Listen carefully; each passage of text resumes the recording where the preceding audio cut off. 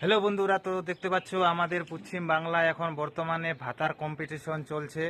তো লক্ষ্মীর ভাণ্ডার, কন্যাশ্রী, যুবশ্রী, আর এখন তৃণমূল পার্টি একটা নতুন প্রকল্প শুরু করেছে, সেটা হলো যুবসাথীর ফর্ম ফিল আপ করো আর 1500 টাকা করে নাও। যারা যারা মাধ্যমিক পাস করেছো 21 বছর থেকে 40 বছর অবধি, যারা মাধ্যমিক পাস করেছো যুবসাথীর ফর্ম ফিল আপ করো আর জমা করো, আর 1500 টাকা করে নাও। আর এদিকে বিজেপি পার্টি আবার বলছে আমরা যদি ক্ষমতায় আসি তাহলে লক্ষ্মীর ভাণ্ডার বাড়িয়ে সেটাকে 3000 করে দিব।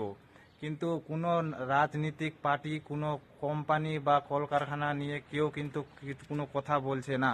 তো এইসব নিয়ে কি আমাদের ভাতার কম্পিটিশন চলবে আর মানুষ কি বেকারত্ব হয়ে থাকবে?